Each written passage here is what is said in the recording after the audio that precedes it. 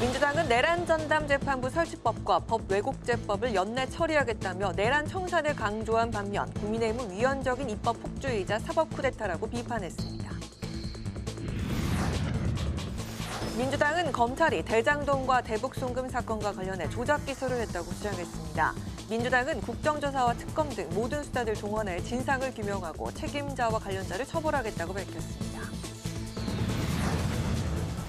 국민의힘은 김현지 대통령실 제1부속실장이 언급된 인사청탁 논란과 관련해 국정농단의 타락한 민낯이 드러났다고 주장했습니다.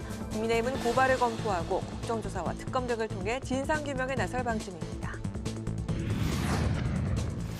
대기자의 시선으로 분석해보는 정가 동향, 기자 대기자. 내란 전담 재판부 설치법이 여당 주도로 법사위를 통과하자 국민의힘이 위헌법률 심판 청구를 예고했습니다. 사법개혁 법안을 둘러싼 여야 대치를 살펴봅니다.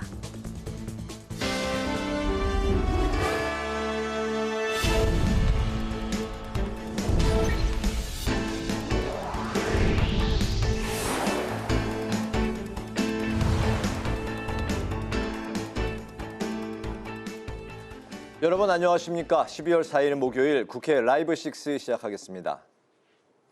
비상계엄 해제 1주년이었던 어젯밤 법제사법위원회에서는 더불어민주당 주도로 내란 전담 재판부 설치법과 법 왜곡죄 법안이 통과됐습니다. 민주당은 올해 안에 본회의에서 처리하겠다며 사법개혁 드라이브에 시동을 건 모습이지만 국민의힘은 긴급 세미나까지 열고 사법 쿠데타라며 강하게 반발했습니다. 이소희 기자입니다. 어젯밤 국회 법제사법위원회에서는 내란 전담 재판부 설치법과 법 왜곡죄법, 공수처법 등 사법개혁 관련 법안들이 통과됐습니다. 국민의힘은 법안 처리에 반발하며 회의에 불참했고 더불어민주당 주도로 법안은 의결됐습니다. 12.3 내란 발발 1년이 지났지만 아직 단 한 명도 제대로 처벌받지 못한 이 사태에 대해서는 송구함과 심각한 유감의 뜻을 표하지 않을 수가 없습니다. 내란 전담 재판부 설치법은 12.3 비상계엄과 내란 사건을 전담하는 특별 재판부를 설치하는 내용이고 법 왜곡죄는 판검사가 사실관계를 왜곡해 판결이나 수사를 하면 처벌할 수 있도록 하는 것이 핵심입니다. 사법개혁안 처리에 시동을 건 민주당은 오늘도 내란 청산에 대한 강한 의지를 밝혔습니다. 민주당은 내란 수괴 윤석열과 그 추종 세력 모두를 법과 역사 앞에 심판받게 할 것입니다. 국민이 지켜낸 민주주의, 이제는 정의구현으로 완성할 것입니다. 민주당은 오는 8일 정책의원총회를 열고 내란 전담 재판부 설치 등에 대한 의견을 청취한 뒤 올해 안에 법안을 처리하겠다는 방침입니다. 반면 국민의힘은 민주당의 사법개혁안 처리를 두고 위헌적인 입법 폭주이자 사법 쿠데타라며 날을 세웠습니다.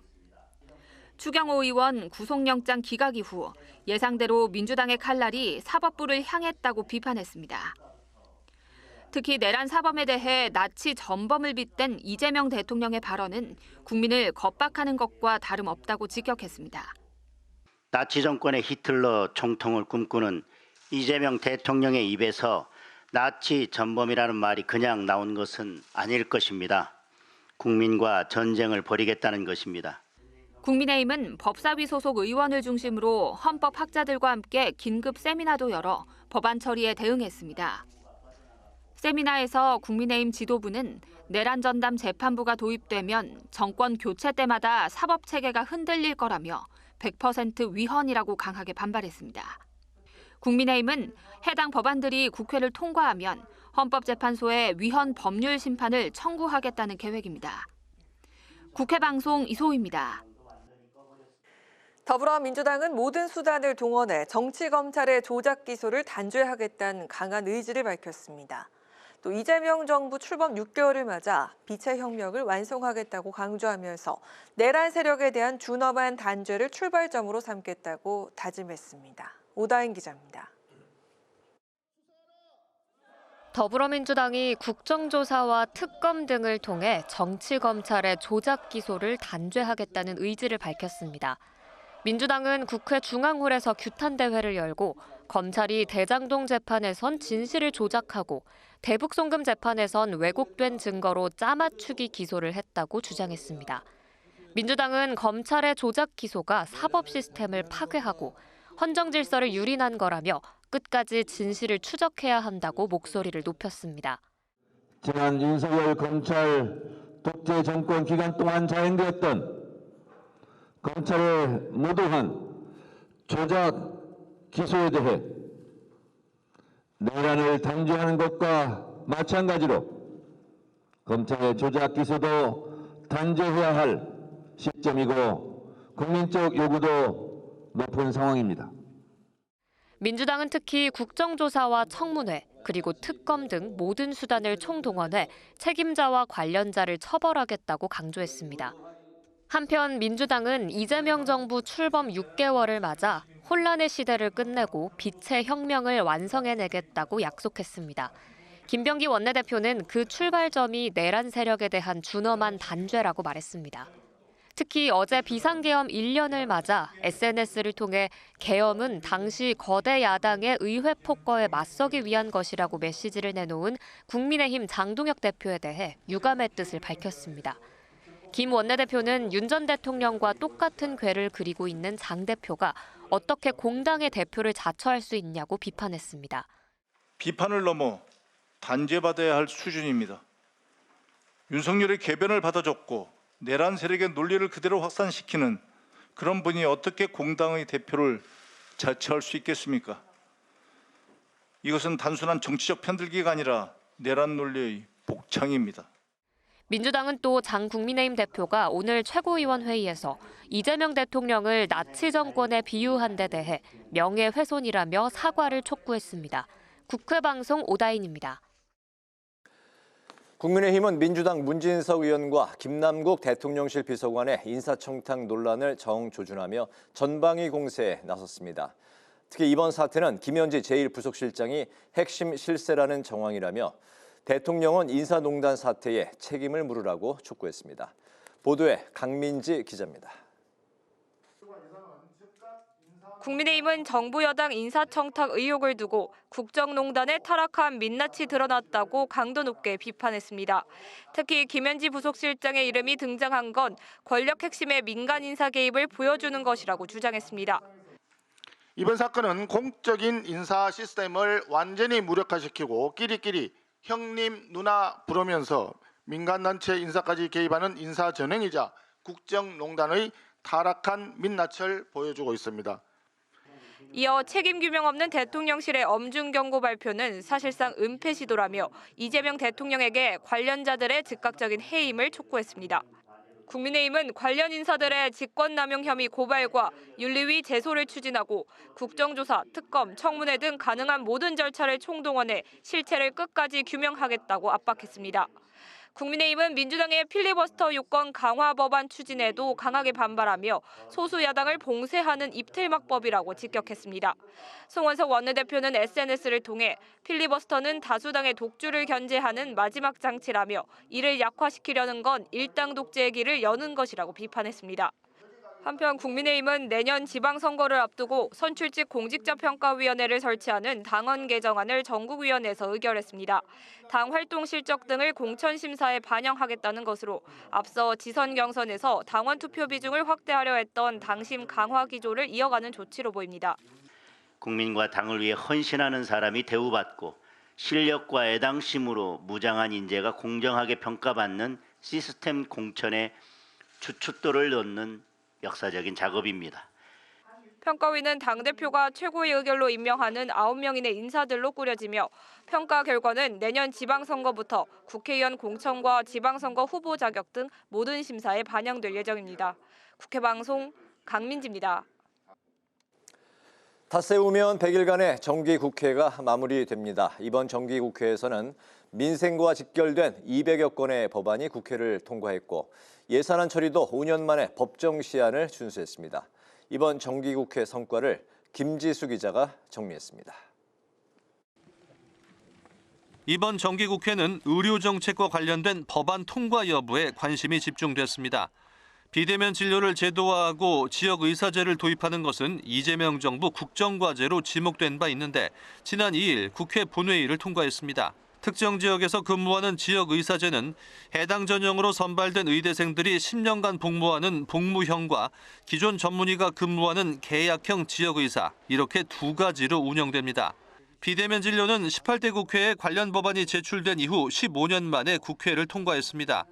재진 환자 중심을 원칙으로 하기 때문에 같은 증상으로 일정 기간 내에 대면 진료를 받은 이력이 있는 환자가 기본 대상입니다. 여야가 공동으로 발의한 법안들도 다수 처리됐는데 지난달 27일 K스틸법이 국회 본회의 문턱을 넘었습니다. 재석 255인 중 찬성 245인, 반대 5인, 기권 5인으로서 철강산업 경쟁력 강화 및 탄소 중립 전환을 위한 특별법안 대안은 가결되었음을 선포합니다. 국내 철강산업 경쟁력을 강화하고 탄소 중립 전환을 지원하기 위해 산자부 장관이 5년 단위 기본계획을 수립하는 내용입니다. 철강산업 경쟁력 강화 특위를 설치하고 관련 정책을 심의 의결하도록 하는 내용도 담았습니다. 여야 의원 56명이 발의한 철도산업발전 기본법 개정안도 처리됐습니다. 현재 우리나라 고속철도 차량의 절반 이상이 20년이 넘은 노후 차량인데 이를 교체하는 경우 국가가 교체 자금 일부를 지원할 수 있도록 했습니다. 이와 함께 임차인이 관리비 내역을 확인할 수 있도록 하는 상가 임대차 보호법, 지하층이나 옥탑방 등 열악한 주거 공간에 거주하는 취약계층을 위한 주거 기본법 개정안도 처리됐습니다. 한편 내년도 예산안은 여야 합의로 12월 2일까지인 법정 처리 시한을 준수했습니다. 시한 안에 처리되는 것은 지난 2020년 이후 5년 만이며 2014년 국회 선진화법이 시행되면서 예산안 자동 부의가 시작된 이후로는 세 번째입니다. 국회 방송 김지수입니다.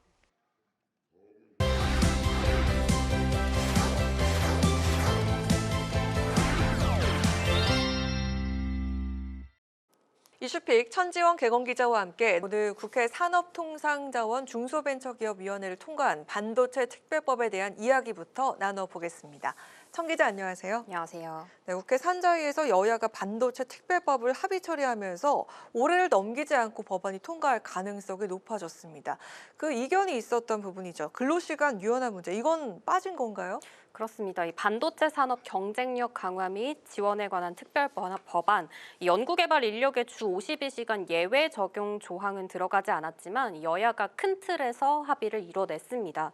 이 반도체 특별법은 반도체 산업의 혁신 생태계 조성을 위해 이 반도체 클러스터를 지정해서 이 국가와 지자체에서 지원을 하고 이 정부의 전력과 용수 등의 기반 시설 확충 등의 지원 내용이 담겨 있습니다. 이 앞서 김태년 민주당 의원이 발의한 반도체 특별법이 신속 처리 안건 패스트트랙으로 지정돼서 이 내년 1월 본회의에 자동 부의될 예정이었는데요. 이 한미 관세 협상 등 불확실한 무역 상황과 이 치열한 반도체 신기술 경쟁에서 특단의 대책이 필요하다는 데 여야가 뜻을 같이해 이 반도체 산업에 대한 지원 등을 우선해서 법안을 통과시키기로 한 겁니다. 이 다만 김성원 국민의힘 의원은 연구 인력의 근로시간 특례가 법안의 가장 큰 쟁점인데 이를 제외하고 법안을 통과시키는 건 처음 취지에 반한다면서 이 반대 의사를 밝혔습니다. 일부 국민의힘 의원들의 우려가 이어지자 김동완 민주당 의원은 특별법이 아니더라도 이 지난 3월 근로기준법 시행 지침이 바뀌면서 이 반도체 연구개발 인력의 이 특별 연장 근로가 가능한 방향으로 완화됐다면서 이 앞으로 협의를 통해 확대할 수 있다고 여지를 남겨뒀습니다. 여야 합의로 소관 상임위를 통과할 만큼 이 반도체 특별법은 본회의를 무리 없이 통과할 걸로 보입니다. 네, 국제 정세를 고려해서 반도체 산업에 대한 그 지원에 대한 필요 공감대를 좀 이루긴 했지만요. 근로시간 유연화에 대한 조항은 부대 의견으로 남겨두면서 앞으로 숙제로 남게 됐습니다. 네, 반도체 특별법의 필요성은 여야가 공감대를 이룬 지 오래지만 이 주 52시간 근로시간 예외 적용을 두고 이 협상이 난항을 겪으면서 법안 처리에 시간이 걸리게 됐습니다. 이 반도체 특별법에 명시된 부대 의견, 이 연구개발 인력의 근로시간 특례 등에 대한 필요성을 인식을 하고 이 소관 상임위에서 대안에 대해 계속 논의한다는 등의 내용입니다. 일단 법안을 처리하고 이 추후 기후노동위와 산자중기위에서 논의가 이루어질 걸로 걸로 보이는데요. 이 민주당은 첨단 연구개발 인력들에 대한 근로시간 특례 논의가 필요하다는 점은 공감하면서도 이 노동계 전반으로 적용될 수 있다는 노동계 반발을 우려하고 있습니다. 이 국민의힘은 경쟁 기업인 대만 TSMC는 이 주 70시간을 근무하는 등 이 대다수의 기업들은 근로시간 제한이 없는데 우리 기업만 주 52시간에 묶여 경쟁에서 도태될 수 있다고 우려하고 있는데요. 이 노동계와 산업계 각각의 입장차가 커서 이 주 52시간제 예외 적용에 대한 앞으로의 논의에서도 이 여야 간 이견이 좁혀지기는 쉽지 않을 걸로 전망됩니다. 네, 자 이어서 사법개혁 관련 법안들에 대한 이야기도 나눠보도록 하겠습니다. 이 더불어민주당이 연내 처리를 강조하고 있는데 필리버스터 관련 법안도 함께 최우선으로 처리하겠다 이렇게 밝혔죠. 네, 추경호 국민의힘 의원의 구속영장이 기각되면서 이 민주당의 사법개혁 드라이브는 더 속도를 내고 있습니다. 민주당은 이르면 9일 열릴 본회의에서 이 사법개혁 관련 법안들과 함께 이 필리버스터 중단 요건을 완화하는 국회법 개정안을 처리할 가능성이 있는데요. 어젯밤 국회 법사위에서 민주당 주도로 내란 전담 재판부 특별법을 비롯해서 이 법 왜곡죄 신설법 등이 통과가 됐죠. 이 법원 행정처를 폐지하고 법관의 징계를 강화하는 내용이 담긴 사법행정정상화 3법도 국회에 발의돼 있습니다. 김병기 원내대표는 개혁 법안을 막겠다고 민생 법안까지 필리버스터로 볼모를 잡는 행태가 이 책임 있는 정치라고는 할 수 없다면서 필리버스터 제대로법을 최우선 처리하겠다고 말했습니다. 국민의힘이 필리버스터로 법안 처리를 지연시키는 전략을 이용할 경우를 대비해서 이 국회 본회의장에 국회의원 60명 이상이 출석하지 않으면 이 국회의장이 필리버스터를 중단시킬 수 있는 내용의 국회법 개정안도 함께 통과시키겠다는 겁니다. 이 조희대 대법원장을 비롯해서 이 법조계에서는 이 사법개혁 법안들에 대해 우려의 목소리를 내고 있지만 이 민주당이 내란 청산과 사법개혁을 위해서 이 관련 법안들을 이번 달 안에 처리하겠다는 방침이 갑자기 변화할 가능성은 낮을 걸로 예상이 됩니다. 네, 국민의힘은 민주당이 추진 중인 사법개혁 법안들에 대한 비판의 목소리를 쏟아내고 있는데 긴급 세미나까지 열었다고 하더라고요.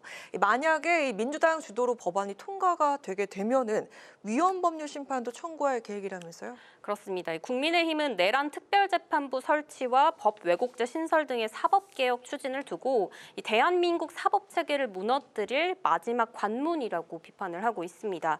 오늘 국민의힘 지도부와 법사위원들이 참석한 가운데 헌법학자들과 함께 위헌성을 강조하는 긴급 세미나도 열면서 여론전에 나서고 있는데요. 장동혁 대표는 추경호 의원에 대한 영장이 기각이 되자 민주당이 사법부로 화살을 돌리고 사법 쿠데타에 나섰다면서 정권의 입맛에 맞는 법관들을 임명해 특별재판부를 일상화하겠다는 선언이라고 지적을 했습니다. 만약 민주당이 법사위에서 법안을 처리한 것처럼 본회의에서 사법개혁 관련 법안들을 단독 처리할 경우 국민의힘은 필리버스터 전략으로 법안 처리를 지연시킬 가능성이 높은데요. 사실상 소수 야당으로서 법안 처리를 막을 방법이 없기 때문에 국민의힘은 위헌법률 심판 제청도 고려하고 있습니다. 세미나에 참석한 헌법학자들도 내란 전담 재판부 설치가 나치 특별재판소와 다르지 않다고 지적을 했고 어제 법사위에 출석한 천대엽 법원행정처장도 87년 헌법 이래 누린 삼권 분립과 사법부 독립이 역사의 뒤안길로 사라질 수 있다고 우려의 목소리를 냈는데요. 국민의힘은 최근 여권의 인사청탁 문자 논란에 더해서 사법개혁 법안의 위헌성을 강조하면서 대여 공세에 박차를 가할 걸로 보입니다. 네, 오늘 이슈픽 여기까지 들어보도록 하겠습니다. 천재원 기자 함께했습니다. 고맙습니다.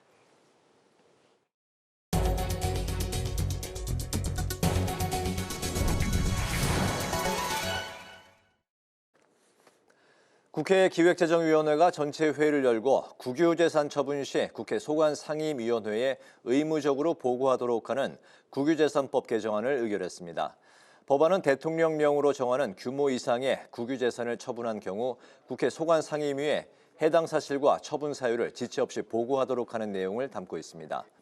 기재위는 불공정 조달 행위가 의심되는 경우 조달청장 직권으로 자료 제출을 요구하거나 조사할 수 있게 하는 조달 사업에 관한 법률 개정안도 통과시켰습니다. 더불어민주당은 이재명 정부 출범 이후 180일 동안 당정대가 일상 회복에 주력해온 결과 다행히 민생경제 회복의 성과가 나타나고 있다고 밝혔습니다. 한정혜 정책위 의장은 오늘 정책조정회의에서 3분기 경제성장률 잠정치가 1.3%로 2021년 4분기 이후 최고치를 기록했다고 말했습니다. 또 우리 경제성장률이 1%대를 기록한 것은 지난해 1분기 이후 약 1년 6개월 만이라고 덧붙였습니다. 국민의힘 송원석 원내대표가 고환율이 장기화되는 것은 이재명 정부가 만든 정책 실패이자 구조적 문제라고 지적했습니다. 송 원내대표는 오늘 최고위에서 원달러 환율이 1,470원을 넘어 국민 생활이 위협받고 있는데 이재명 정부는 고환율이 서학개미 때문이라면서 증세 방안까지 거론하고 있다고 비판했습니다. 송 원내대표는 고환율 장기화의 원인으로 매년 200억 달러 대미 투자를 의무화한 한미 관세 협상과 외국인의 국내 투자를 위축시킨 노란봉투법, 그리고 우리 경제의 성장 잠재력 하락 등을 꼽았습니다. 우원식 국회의장은 북대서양 조약기구 의회연맹의 방한단을 만나서 나토 의회연맹과의 협력 강화 방안을 논의했습니다. 우 의장은 대한민국과 나토는 2006년 글로벌 파트너십 관계를 수립한 후 국제안보, 사이버, 군축, 비확산 등 다양한 분야에서 실질적 협력을 구축해왔다며 앞으로도 방위 산업을 비롯한 활발한 교류를 기대한다고 말했습니다. 야르노 림넬 나토 의회연맹 과학기술위원회 산하 기술동향안보소위원회 위원장은 한국이 선도하고 있는 사이버 안보 등 과학기술 분야에 대한 협력을 강화하고 싶다고 말했습니다.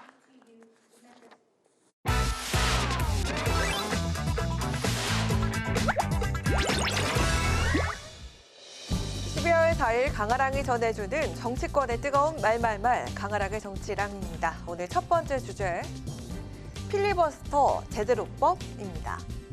민주당이 공론화한 국회의원 60명 이상이 출석하지 않으면 국회의장이 필리버스터를 중단시킬 수 있도록 한 국회법 개정안을 두고 공방이 이어지고 있습니다.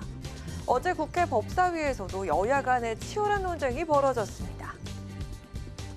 개인은 해놓고 5분의 1이 안 돼서 본회의장에 한두 명 앉아 있으면서 필리버스터를 한다?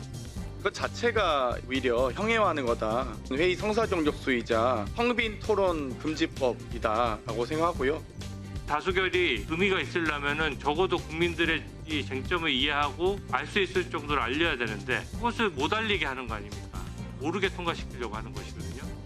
토론하는 과정이 국회 방송 그리고 일반 방송에서 다 공개가 됩니다. 국민들이 문제점을 제대로 알게 되고 그리고 좋은 의견이 모아지는 거예요. 필리버스터는 국회 내 다수 정당의 독주를 견제하기 위한 소수 정당의 마지막 수단입니다. 현행법상 제적의원 3분의 1 이상이 요구하면 시간 제한 없이 무제한 토론을 할 수 있는데요. 다만 의원들의 불참이나 이석으로 필리버스터 제도의 본래 기능이 퇴색되고 있는 것은 부인할 수 없는 사실이기도 하죠. 필리버스터는 원래 소수 의견을 지키는 장치입니다. 그런데 지금 국회에서는 당리당략을 앞세워 국회를 멈춰세우고 협상 우위를 위한 정치 기술로 악용되고 있습니다. 텅 빈 회의장 필리버스터는 이제 사라질 것입니다. 하지만 22대 국회는 전체 298석 중에 범여권이 절대다수를 차지하고 있습니다. 집권 여당이 추진하면 어떤 법안이든 처리할 수 있는 정치 지형인 건데요. 우리한테 유일하게 남은 필리버스터 권한을 한마디로 박탈하려는 법이다. 더 이상 국회를 이런 식으로 정말 민주당 마음대로 하는 독재 국회로 만들지 마십시오. 민주당은 이르면 9일에 열릴 것으로 예상되는 본회의에서 국회법 개정안을 최우선 처리할 방침입니다. 필리버스터의 운명은 과연 어떻게 될까요? 자, 이어서 오늘 두 번째 주제는 엇갈린 사과입니다. 12.3 개엄 1년이었던 어제 송원석 원내대표를 비롯한 초재선 중심의 의원 25명 등 당 내선 윤 전 대통령과의 절연을 비롯해 사과가 이어졌습니다. 계엄의 발생을 막지 못한 데 대해 국민의힘 국회의원 모두는 무거운 책임감을 통감하고 있습니다. 국민 여러분께 다시 한번 진심으로 사과드립니다. 12.3 비상계엄을 위헌 위법한 것으로 판결한 헌법재판소의 결정을 존중하고 윤석열 전 대통령을 비롯한 비상계엄을 주도한 세력과 정치적으로 단절할 것임을 분명히 밝힙니다. 국민의힘 개별 의원들도 계엄 사과에 대한 입장을 속속 내놨습니다. 계엄 이후에 비대위원장직을 맡았던 권영세 의원을 비롯해서 안철수 의원, 송석준 의원, 김대식 의원 등이 SNS를 통해서 유감을 표명했습니다. 하지만 이목이 집중됐던 장동혁 대표의 계엄에 대한 공식적인 사과는 없었습니다. 오히려 계엄을 의회 폭거 때문이라고 강조한 점은 윤 전 대통령의 주장을 반복한 것으로 해석되고 있습니다. 지금 민주당은 국민의힘을 믿고 폭주하고 있어요. 그러니까 어떤 식의 잘못을 하더라도 우리 국민의힘 쪽에서 유노게인, 계몽령, 계엄이 정당했다는 식의 메시지 하나 나오면 모든 이슈가 그냥 끝나버립니다. 일종의 취특기 같은 거죠. 무엇보다 당내 투톱인 장동혁 대표와 송원석 원내대표의 입장이 엇갈리는 점도 지도부의 분열이냐, 의도적인 엇박자가 아니냐 등의 여러 해석을 낳고 있습니다. 혹시 양 투톱 간에 어떤 역할을 분담해서 자신들의 강성 지지층도 붙잡고 그다음에 어떤 중도 일반 국민들에게도 좀 어필하고 하는 이러한 소위 극캅 배드캅의 역할을 나누어서 한 꼼수가 아닐까라고 하는 생각도 버릴 수는 없습니다. 결국 계엄 1년이 지나고도 여전히 사과 여부를 놓고 이견이 분분한 국민의힘. 당대표를 제외한 여러 의원들의 이번 계엄 사과 표명이 향후 여론에 어떤 영향을 미칠지도 관심이 모아집니다. 지금까지 강아랑의 정치랑이었습니다.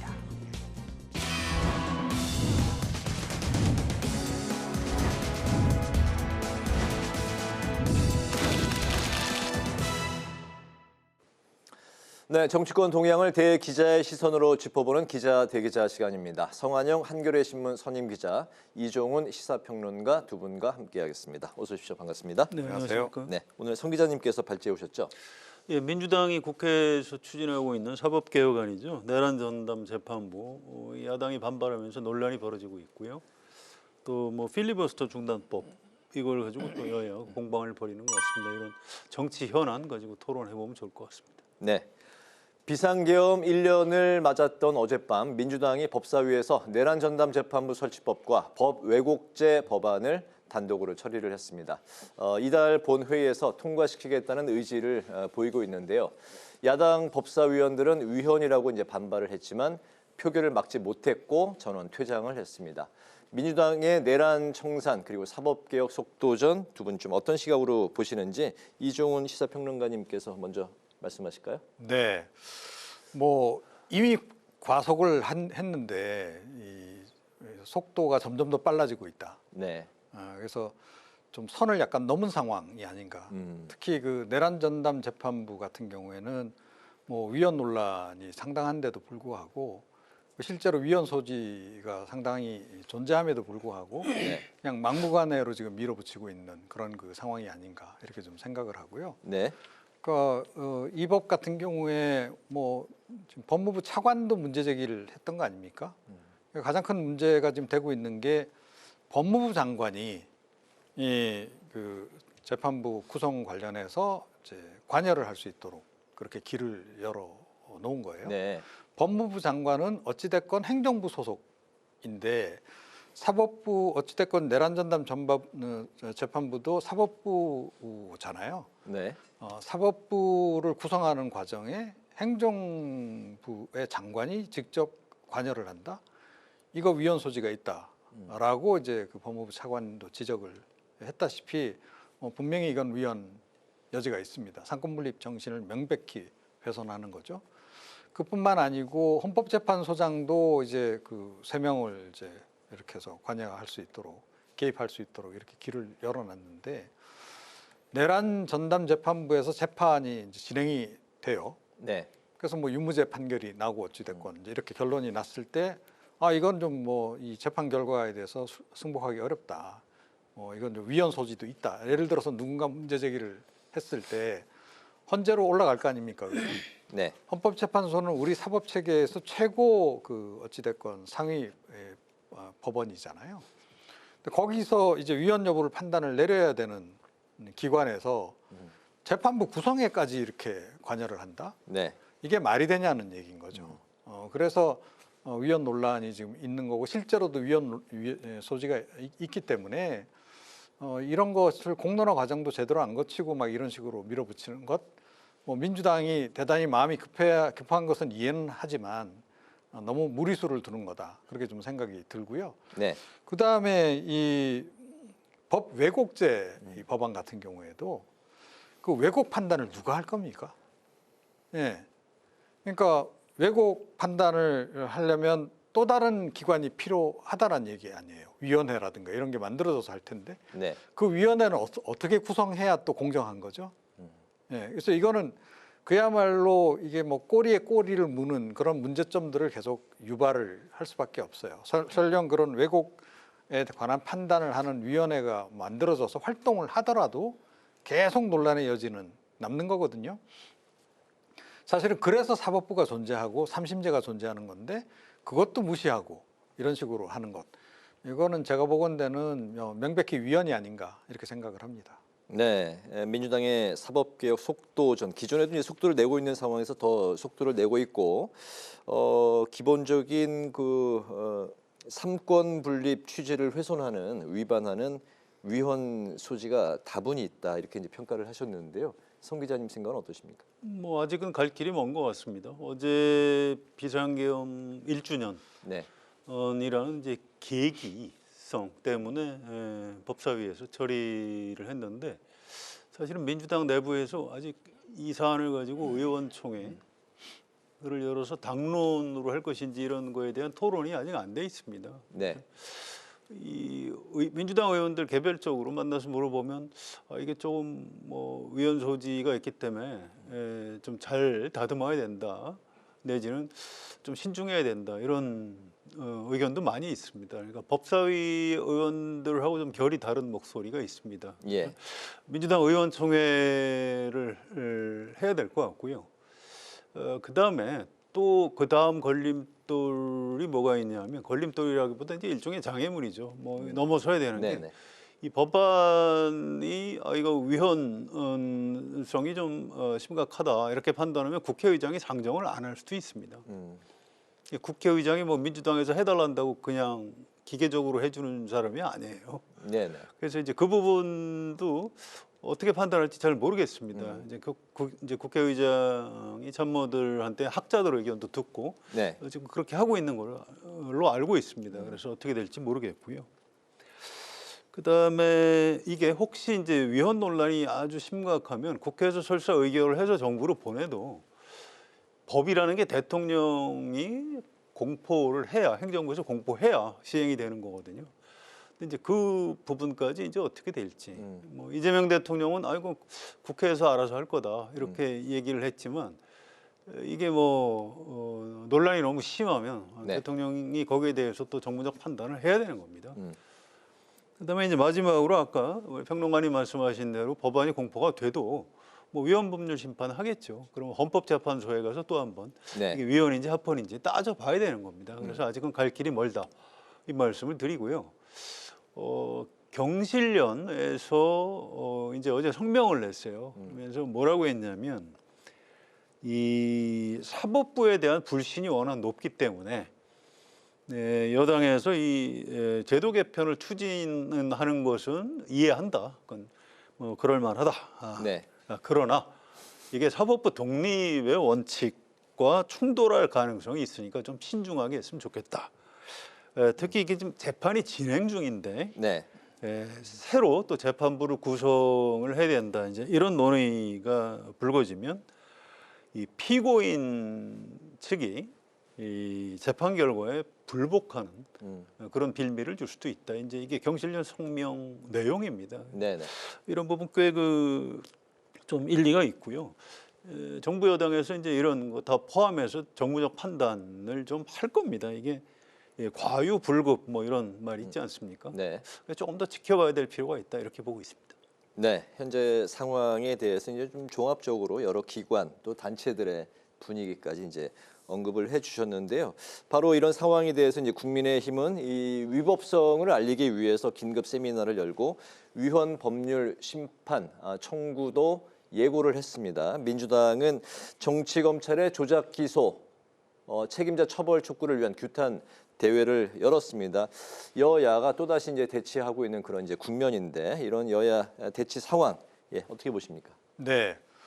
뭐 새로운 상황은 아니죠. 네. 뭐 계속 부딪혀 왔기 때문에 뭐 장동혁 지도부 뭐 아시다시피 뭐 윤호개인 계속 외치고 있고 뭐 그런 상황에서 서로 뭐 합의점 찾기가 쉽겠습니까? 그리고 뭐 직접 장동혁 대표 이재명 대통령하고 만나가지고 뭐 그 민생 경제 관련해서 여야정 협의체 만들기로 했는데 아직도 가동도 지금 못 하고 있잖아요. 이제 그런 상황이라는 거죠. 그리고 민생법안 사실은 국민들 눈치가 보이니까 그냥 적당히 뭐 조금만 추려서 일부 국회 본회의 통과시키고 신용만 하고 있고 좀 이런 형국이 지금 이어지고 있는 건데 제가 보건대는 이게 너무 좀 길어지고 있는 게 아닌가 그런 생각이 좀 들어요. 네.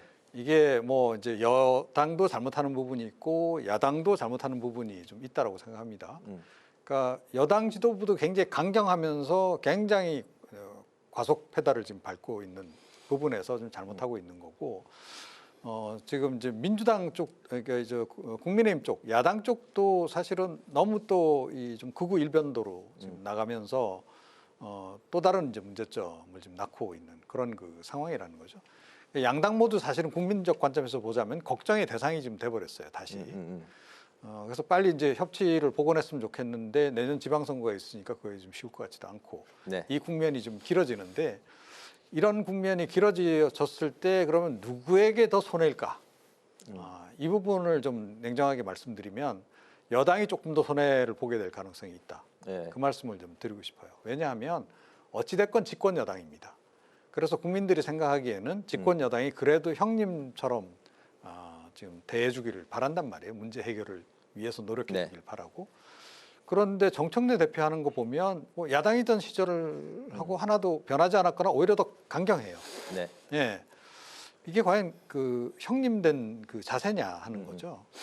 그래서 어찌됐건 집권 그 여당의 그 어떤 책임이라고 하는 것, 대통령의 책임이라고 하는 건 무한됩니다. 그래서 지금 일단 집권 여당이 너무 과하게 지금 이제 과격하게 나가는 부분들을 빨리빨리 그리고 논란이 있어서 본인들 내부에서도 논란이 되고 있는 이런 상황인 사안들은 접을 건 빨리빨리 접고 그래서 싸울 일을 좀 줄여나가는 노력을 우선 여당부터 좀 해야 된다. 그렇게 좀 생각을 하고 야당에서 뭐 그나마 이제 최근 들어서 이번에 비상계엄 관련해서 일부 이제 의원들이 지금 뭐 사과도 하고 이제 그랬던데 그분들도 좀 더 적극적으로 지금 활동을 해야 된다라고 저는 생각해요. 그래서 당 지도부에 대한 견제 역할도 하고 또 당 지도부가 그 역할을 못하면 본인들이라도 나서서 여당하고 소통이 좀 되는 의원들하고 소통을 좀 적극적으로 하고 해서 양쪽 지도부를 좀 설득해 나가는 그런 작업들을 그들도 좀 벌일 필요는 있지 않나. 저는 그렇게 생각을 합니다. 네, 조금 전에 뭐 질문 드렸던 그 이슈의 뭐 좀 연장선상인데 아무래도 이제 여야 간의 대치 국면이 이어지면 전국 운영에 책임이 있는 여당의 이제 부담이 조금 뭐 더 될 수밖에 없는 이제 그런 구조이기도 한데 어쨌든 그 민주당의 사법개혁 속도전에 대한 여야의 이런 그 대치 상황 뭐 이제 그 내년에 지방선거 6개월을 앞두고 있기 때문에 여야 간의 대치 상황은 계속 이어질 것 같은데 이 부분만 좀 그 초점을 맞춰서 본다면 이 국면은 좀 또 어떻게 평가할 수 있을까요? 이게 국민의힘 주장 중에 맞는 얘기도 많거든요. 그런데 듣는 사람들이 저 사람들은 뭐 무슨 얘기를 해도 믿을 수 없다 지금 이런 거예요. 정당 지지도가 거의 절반 수준 아닌가요? 왜 이렇게 됐을까요? 이게 이제 윤석열 전 대통령하고 절연을 안 하고 있고 또 뭐 25명이 이번에 의원들이 성명 내고 사과했죠. 근데 이게 25명 너무 적은 겁니다. 비상계엄 해제 찬성한 사람이 18명이에요. 겨우 7명 추가된 겁니다. 장동혁 대표는 사과 거부하고 있고. 그러니까 뭐라고 해도 맞는 얘기를 해도 일반 국민이 들을 때는 그 계엄 사과도 제대로 안 하고 저 사람들 말을 어떻게 믿어? 이제 이렇게 스피커가 망가진 상태예요. 그래서 네. 아까 평론가님 말씀이 맞아요. 이게 이제 여야에 다 책임이 있는 건 맞는데 지금 이 상황이 계속되면 지방선거에서 국민의힘이 지는 겁니다, 그냥. 그래서 국민의힘 내부에서 그 계엄에 대한 확실한 사과, 특히 장동혁 대표가 중요하다고 생각하고요. 네. 그래서 이런 부분에 대해서 좀 그 윤석열 전 대통령하고 좀 절연도 하고 해야 설득력이 올라가고 당 지지도도 올라갈 것이다. 이렇게 말씀드리겠습니다. 네, 방금 이제 윤석열 전 대통령과의 이제 국민의힘 지도부의 절연 이제 필요하다는 말씀을 하셨는데 바로 그 지점 계엄 사과에 대한 국민의힘 지도부의 이제 어제 평가가 좀 엇갈렸습니다. 원내대표는 무거운 책임을 통감한다 이렇게 밝혔는데 장동혁 대표는 의회 폭거에 맞서기 위한 계엄이었다 이렇게 이제 달리 나왔기 때문에 국민의힘 지도부의 좀 역할 분담이 있었던 거 아니냐 엇갈린 평가에 대해서 이제 좀 어떻게 보십니까? 네, 아름답게 포장해서 지금 역할 분담론이 지금 일각에서 나오긴 하는 건데요. 네. 역할 분담이 이루어진 것 같지는 않아요. 제가 보기에는. 예. 그냥 내부의 생각이 좀 다른 거죠. 다른 거고 그런데 뭐 당 지도부 장동혁 대표를 포함해서 당 지도부와 그리고 이제 지난번 이제 그 총선 과정에서 뭐 어쨌든 주류가 된 친윤계들은 기본적으로 변할 생각이 별로 없는 것 같아요. 예. 그리고 비상계엄도 승복하기 어렵고 탄핵도 승복하기 어렵고 네. 지금 그런 겁니다. 그래서 여전히 윤석열 전 대통령으로부터 헤어나지 못하는 그게 이제 뭐 지금 정신적인 측면에서도 그런 게 있지만 본인들의 정치적 이해관계하고도 이게 좀 맞닿아 있는 것 같아요. 그래서 자기들은 어찌됐건 국회의원 배지만 달고 있으면 된다 이 생각을 지금 기본적으로 가지고 있는 거죠. 그래서 뭐 우리가 좀 살림이 쪼그라들어서 의원들 숫자가 좀 줄더라도 네. 나만 국회의원 유지하면 돼. 그리고 내가 당에서 주도권 유지할 수 있으면 그거로 난 만족이야. 야당이어도 만년 야당이어도 관계없어. 심지어 그런 사고를 가지고 있는 그 친윤계 의원들이 꽤 있다. 뭐 이른바 언더찐윤 당연히 거기 포함이 지금 되는 거고요. 주로 이제 TK 지역에 있는 의원들이죠. 그런 상태에서 사실은 뭐 나머지 의원들이 비윤계 의원들이 모여서 목소리를 낸들 얼마나 도움이 될까 그런 이제 우려는 들어요. 이제 그럼에도 불구하고 가랑비 옷 젖는다고 나머지 그 비윤계 의원들이 계속 조직적으로 좀 움직여서 압박을 할 필요는 있다 이렇게 생각을 합니다. 그러니까 당신들 살자고 보수 다 죽일 참이냐. 그러니까 보수 재건 이래갖고 영원히 불가능하다. 네. 그렇게 압박을 가하고 또 보수 지지층도 설득을 하고 그래서 보수 지지층들이 외곽에서 또 당 지도부에 압박을 가하고 이런 식으로 지금 가지 않으면 이게 답이 안 나온다. 그래도 저는 이번에 25명이라도 네. 성명 낸 건 굉장히 희망적이다라고 예. 그런 측면에 생각을 하고 또 개인적으로 또 사과한 의원들까지 포함하면 한 40명 정도 되는 거 아닙니까? 그래서 이분들이라도 앞으로 좀 적극적으로 좀 제 역할을 좀 해주기를 바랍니다. 네, 초재선 의원 25명의 사과 성명 그리고 이제 개별적인 의원들까지 합쳐서 이제 40명의 의원들의 사과 성명은 그래도 적은 숫자는 아니다라고 이제 좀 말씀을 하셨습니다. 어쨌든 숫자에 대한 평가는 좀 다를 수 있는데 지도부 원내대표와 대표 간의 지금 이 온도차, 이 성명에 대한 온도차는 좀 왜 이런 걸까요? 역할 분담이 아니라고 아름다운 포장이라고 이제 말씀하셨는데요. 대표하고 원내대표 중에 누가 높습니까? 보통 뭐 네, 대표가 높은 겁니다. 예, 전체적으로 좀 아우르는 대표는 역할이니까요. 당원들이 뽑는 거고요. 네. 원내대표는 의원들이 뽑는 겁니다. 지금 어느 정당이든 이 당의 권력은 당원들한테 넘어가 있어요. 그래서 지금 국민의힘의 대표는 장동혁 대표예요. 근데 이분이 네. 12월 3일 밤에, 그러니까 12월 4일 새벽이죠. 1년 전에 이 비상계엄 해제 찬성표를 던진 사람이에요. 그렇죠. 네. 그런데 어제 뭐라고 그랬습니까? 의회 폭거에 맞서기 위한 계엄이다. 정당하다는 뜻이잖아요. 그 본인이 왜 1년 전에는 해제해야 된다고 찬성표를 던졌죠? 이게 뭐가 그러니까 상황이 달라졌고 뭐 본인 지금 처지가 뭐 좀 강성 보수층을 좀 의식할 수밖에 없다 그건 알겠는데 그래도 정치인이 최소한의 일관성은 있어야지. 지금 지금 이게 무슨 말인지 저 굉장히 이해하기 어렵고요. 네. 그래서 이게 장동혁 대표의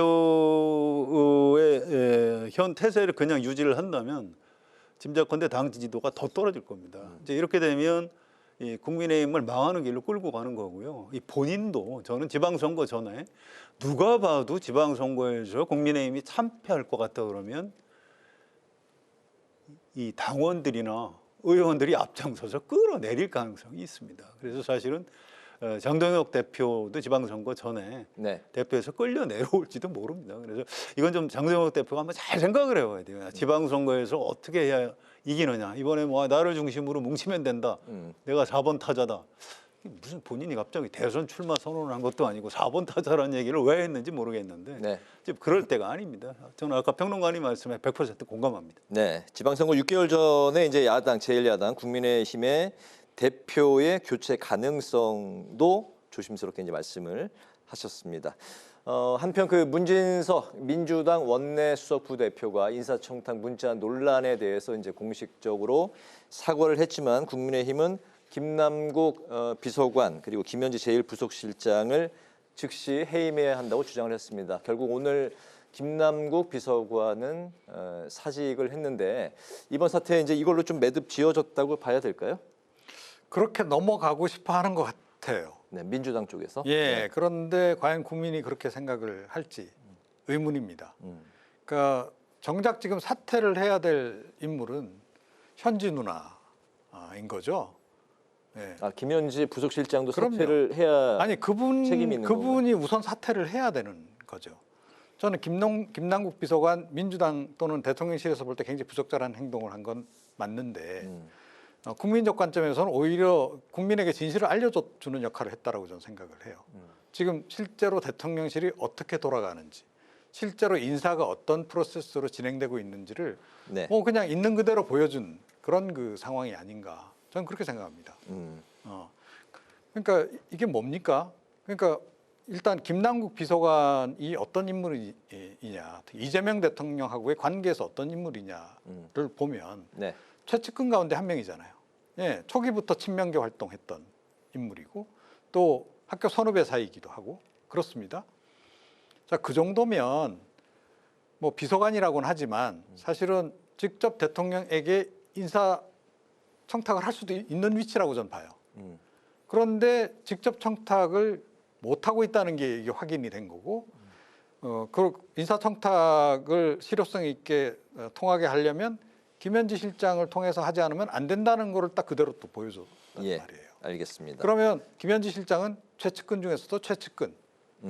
이게 그냥 그대로 드러난 그런 경우다. 네, 이렇게 알겠습니다. 생각합니다. 문자 논란은 이제 당사자인 문진석 원내 수석 부대표가 아니라 김현지 부속실장에게 이제 화살을 돌리셨는데요. 예, 어떻게 보십니까? 네, 그렇게 볼 수 있죠. 그래서 그 부분은 대통령실에서 해명을 해야 됩니다. 이게 두 가지 측면이 있는데요. 하나는 민간단체의 인사에 대통령실이 개입할 권한이 있는 건가 없는 건가. 이 부분은 좀 심각해요. 이게 만약에 권한이 있다라고 생각한다면 그건 법적 책임까지 져야 되는 겁니다. 그다음에 두 번째 또 하나 측면은 이른바 그 정실 인사. 네. 이게 대통령이 중앙대 출신인데 이제 중앙대 출신 선후배들끼리 뭐 본인들은 편하니까 그런 문자를 주고받았지만 일반 국민들 볼 때는 이 사람들이 뭐 학연 인사를 하네 이제 이렇게 되는 게 있어요. 이 부분에 대해서 대통령실에서 입장 정리를 명확하게 해줘야 됩니다. 우리 과거에 전두환 노태우 때 뭐 경북고 잘 나왔고 김영삼 대통령 때 경남고 또 뭐 김대중 대통령 때는 호남 인맥들이 좀 잘 나갔고 그다음에 이명박 대통령 때는 뭐 고대가 잘 나갔다고 하고 뭐 그런 거 아닌가요? 또 윤석열 대통령 때는 충암고가 잘 나갔잖아요. 근데 이재명 대통령 때는 혹시라도 뭐 중앙대 사람이라고 능력이 없는데도 혹시 쓰는 거 아니야? 이런 의심을 할 수밖에 없는 거 아닙니까? 좀 굉장히 실망했어요. 이건 김남국 비서관은 뭐 책임지고 사퇴했으니까 됐는데 네. 이 문진석 수석도 이게 이 여론의 파장을 좀 봐야 될 것 같습니다. 그냥 이렇게 쉽게 그 끝날 사안 같지는 않고요. 네. 뭐 하루 이틀 좀 더 지켜봐야 될 것 같습니다. 알겠습니다. 이게 또 어떤 식으로 또 흘러갈지 예, 여기서 이제 좀 마무리가 매듭이 지어질지 지켜보기로 하고요. 마지막 이슈는 시간 관계상 두 분께 한 1분 정도 좀 들어볼까 합니다. 여야가 이제 필리버스터를 중단시킬 수 있도록 한 국회법 개정안을 두고 또다시 이제 공방이 이어지고 있는데요. 민주당은 필리버스터가 이제 악용이 되고 있다. 본회의 우선 처리를 이렇게 요구를 했고, 국민의힘은 소수당의 이제 최후의 저항 수단마저 이제 빼앗는 일당 독재를 보여주는 것이다, 이렇게 반발을 했습니다. 필리버스터 이제 제작위원회 3분의 1, 60명이 5분의 1이 안 되면 국회의장 직권을 중단시킬 수 있는 법이 이제 추진되고 있는데, 예, 한 1분 정도를 좀 짧게 들어볼까요? 네. 이게 본인들이 야당일 때는 왜 이런 법을 추진을 안 했나요? 그러니까 이제 와서 지금 하는 거잖아요. 근데 본인들 야당 시절에 아마 저런 거 여당에서 한다 그러면 아마 뭐 발끈하고 좀 난리를 쳤을 겁니다, 민주당이. 그러니까 이게 너무 형평성이 없는 얘기고요. 필리버스터는 뭐 그야말로 좀 소수 야당이 그야말로 항변이라도 좀 하자, 네. 문제 제기라도 하자, 그거 정도는 허용을 해주자 하는 차원에서 이게 도입이 된 거기 때문에 이거를 없애려고 하는 거는 좀 그야말로 의회 기능 자체를 조금 무력화시키는 또 다른 행동이 아닌가, 저는 그렇게 생각합니다. 의회의 기능을 무력화시키는 또 다른 행위이다. 네. 이건 국민의힘만 생각하시면 안 되고요. 지금 조국혁신당 국회의원이 몇 명이죠? 한 13명쯤 될 겁니다. 그분들은 필리버스터 하고 싶어도 시작도 못 하는 겁니다. 13명 가지고 의사종족수가 안 되는 거죠. 그래서 이건 곤란합니다. 이거는 국회 개혁 방안에 여러 가지 생각하는 사람들도 네. 이 필리버스터는 일종의 의원들도 중요하지만 일반 국민을 향해서 의원의 소수 세력이 뭐 우린 반대한다, 그 논리도 설명하고 뭐 이런 자리이기 때문에 이거를 이렇게 의사종족수로 해서 야당의 필리버스터를 어떻게든 막아보겠다, 이건 별로 좋은 생각이 아닌 것 같습니다. 예, 알겠습니다. 오늘 마무리로 두 분의 오늘의 한 줄 논평 듣겠습니다. 네, 이종훈 평론가님부터 들을까요? 네, 이재명과 윤석열의 전쟁은 무한 연장 중이다. 네, 저는 그렇게 생각합니다. 부연 설명 없이 알겠습니다. 뭐 네. 부연 설명 안 해도 다 알아들으실 것 같은데요. 네, 성 기자님. 예, 이게 금방 우리가 하던 거의 연장인데요. 네. 민주당이 지금 절대 강자죠. 대통령 권력도 가지고 있고 의회 다수 세력입니다. 그래서 이 강자일 때 좀 아량을 베풀어야 되고요. 과거에 민주당이 서러운 소수 세력일 때가 있었고 또 앞으로 언젠가 또 소수 세력이 될 수도 있는 겁니다. 그래서 좀 역지사지의 지혜를 좀 발휘를 해서 소수 야당도 좀 배려를 해줬으면 좋겠다, 이런 생각에서 오늘 이제 한 줄 논평은 민주당은 영원한 다수가 아니다라고 하겠습니다. 알겠습니다. 오늘 다루다 보니까 이슈가 전부 국민의힘과 민주당의 대치 상황, 여야 간의 충돌 상황에 대해서 다루는 시간이 된 것 같습니다. 기자, 대기자 이제 마무리하겠습니다. 지금까지 성환용 한겨레신문 선임기자, 이종훈 시사평론가 두 분과 함께 오늘의 전국 현안 살펴봤습니다. 말씀 잘 들었습니다. 고맙습니다. 오늘 국회 라이브 6도 여기서 마치겠습니다. 시청해 주신 여러분 고맙습니다.